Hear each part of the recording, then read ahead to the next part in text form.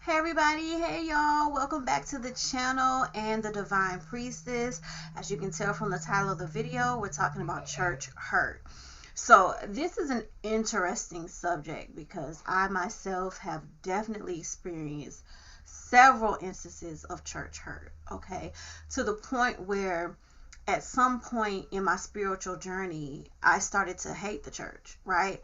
But it wasn't until around like 2022 when I went through some of the biggest and most traumatic life changes I've ever experienced that I realized how much the church is actually needed. But I think it's important to understand what the church is for and to also understand that a church is filled with people and people are flawed just like anyone else. And just because you go to church does not make them superior to you or anyone else. And that was the biggest lesson I had to learn about the church is that just because someone goes to church doesn't mean that they have it all figured out, you know.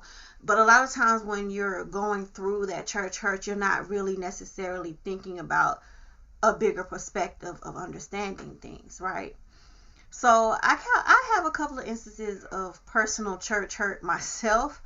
Like for example, women in the church, literally and sometimes in my face, were clearly trying to get the attention of my then husband, right?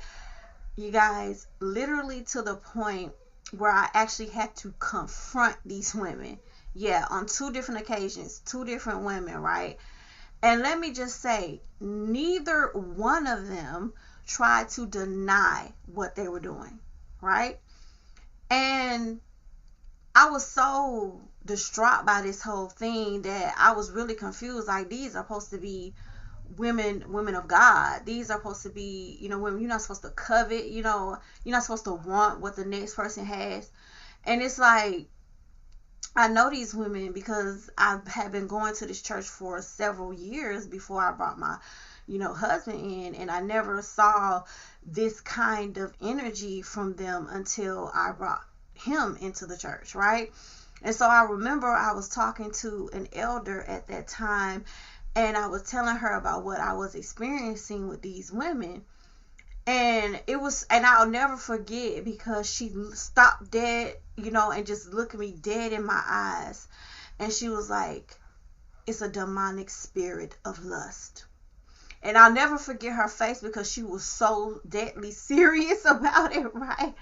And at the time, I remember thinking, okay, I was seeing it from a surface level, like, yeah, okay, obviously it's lust, okay. But when I think back to that moment, I understand more clearly what she was really trying to say. That spirit was in my ex-husband and he was bringing it out of these women, right? That means it was already in them. They were just covering it up. And then when he came along, his same energy was, infiltrating, and it was making all of that happen, right? Because I hadn't had any problems with these women before, never seen, like, we were actually cordial people, we would laugh and talk together, do things together, and I never ever in all of my years saw any inclination of that in them. Then when he came around, right? So, you know, in this, right, I am able to recognize that just because you go to church doesn't necessarily mean that you are a fully healed individual without flaws, right? Many people who go to church are flawed, just like any other person, right? That's one thing I had to realize, okay? So there was another incident, right, that I remember quite well, in that at this particular time, I was really suffering in my marriage, right? So I took this opportunity because I had finally gotten one on one with this particular pastor's wife, right? And so we were having a conversation, and somehow we got on the energy of like husbands, marriage, different things like that. So I said something to the effect of like, I said, I'm having a really hard time. I'm having a difficult time in my marriage. I was saying it just like that in this tone. And I feel like I need some help and advice, right? Do you know this first lady, this pastor's wife, honey, whipped her head around at me. And when I say raised her voice, I'll never forget it. Suck it up, she said. I mean, just like, baby, that threw me off. Okay, she said, suck it up. Marriage is hard. There's nothing you can do about it. Okay, get over it. Y'all, that's literally what she said to me and how she said it. And I remember when I got home, I just cried and cried because I was like, Lord, I'm trying to reach out for help. I asked a pastor, if a pastor's wife can't help me, I'm doomed. And I think that was one of the main things that really began me on that process of like, it was other incidences from a different church too, and it seemed like things were just piling on, right? But now that when I really look at it, I understand that was all part of my journey. That was all a part of my spiritual path, that God was allowing these incidences to happen for a reason, to help me, to get me to a better place of understanding, to also understand that first and foremost, you have to have a personal relationship with God. You have to have a personal relationship with the higher power, right?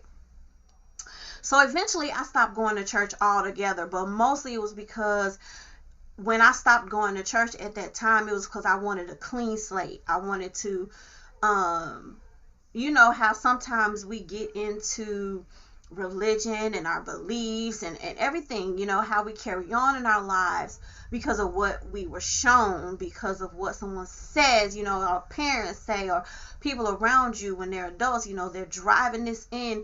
And it was like I wanted to understand God more deeply for myself. So I stopped going to church because I felt like if the church isn't helping me, then where do I get the help from? How do I get this help? So I, really and truly wanted to understand God for myself. And so that's what I had to do. That does not mean that that's everybody's path. But that was the path that I had to take. That was the path that God had ordained for me, right? So it wasn't until around like 2022, y'all, when I went through some of the most traumatic and life-changing experiences that I have ever, that have ever had in my life, right? And that was when I truly realized how needed the church actually is, okay?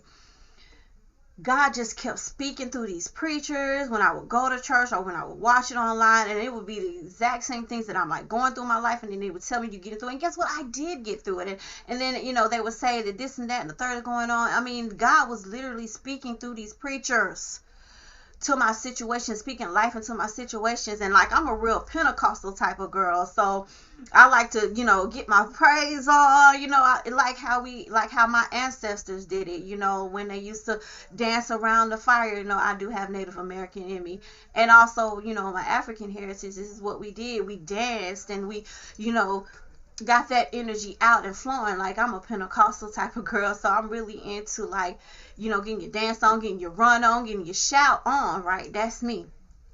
So, all of those things was really fueling my help and my purpose and my push forward into what God wanted me to understand about him, about who he is and what he does. And the church is necessary.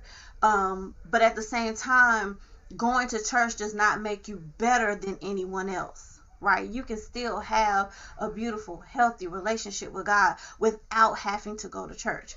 But I can say that the church was needed for me.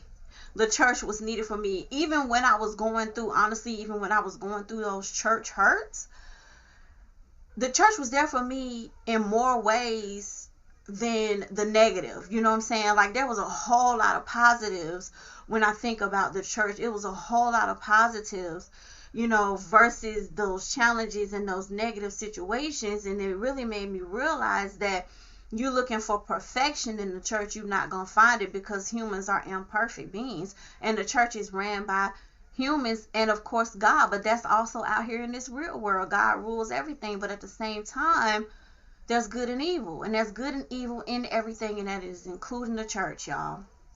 And that was something that I had to learn. Everyone in the church is not a bad person. I came across some great people, but just like in the world, you're going to come across some good and some bad people. I realized that you have to ask God to walk with you in every situation, including when you're in the church. You have to ask God to be with you no matter what someone may be perpetrating towards you. No matter what someone may be doing or saying towards you, you have to remember who you are in Christ. And that's what I had to learn, that just because so and so is saying this, acting this way, doing these things, doesn't mean that God isn't in me. Okay, that's that person's own personal walk that they have to take, right? And I figured out that it's okay to leave a church in order to find a better fit. That's why all these churches out here, right? To find your place. So, church hurt, it taught me to have more compassion and understanding towards, quote unquote, church folks, right? It made me realize that it's not what others make it, but it's what you decide to make it, right? And I realized that I can take what I need from the church because God has placed it there for that purpose. I am a co-creator with God, right? And I can decide how I want my church experience to be, point blank. Which as a result includes, being able to forgive as needed, being able to know when to let the small stuff go. That's in life in general. Take what you know and learn and understand and what you've been taught and what someone's showing you about life and apply it to your church situations as well. And you have to be able to also know when to lovingly call people out on their stuff. Yes, you have to know when you can confront situations and confront people even in the church. But there's a way to do it. There's always a way to do a thing, a right way to do a thing, right? So that's something I had to realize as well. So most significantly to this understanding, I know that if you don't have a personal relationship with God, the higher power, then all the church in the world is not going to help you, right? So with that understanding, I realized that people come to church because they need that help, because they want that understanding, and God will lead them to where they need to be. So no matter where you go and where you are, people are going to be people, including in the church. And that's what I had to realize, So I love and understand the church and its purpose. And at this point, I am a proud member of two of my most favorite churches. I choose not to be a member of a physical church at this time in my life for many reasons. But I can't deny the experience of going to church, And I just hope that if you are someone who has experienced church hurt and you want to get back into the church, that this video has helped you to see things from a better perspective, and that you shouldn't allow humans being human to take your church experience away from you. So, there is definitely a situation that will work for you, whether it's being an member of a church or being a physical member of a church or creating your own church. There is a way for you to congregate and share that energy of believers with each other, believing with each other. There is a way to do that, whether that is in a physical church, an e-church, or, starting your own church. There's always a way to connect with God. And even if you've been church hurt, just know that is something you can get through, you can get over, and you can get past it once you understand that humans are going to be humans, and that your personal church experience is your personal church experience. Don't let no one take that away from you, okay? So that's where we are with that. Church hurt is real. It happens.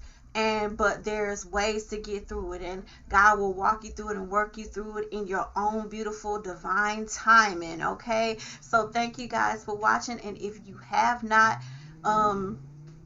subscribe, please do, because it ain't gonna hurt nobody to do that, okay? And if you want to share this video with someone who may have went through church hurt, or who you feel will benefit from watching this video, well, why don't you share it, okay? So I'll talk to you guys again. I'll come back with another one, y'all. Bye.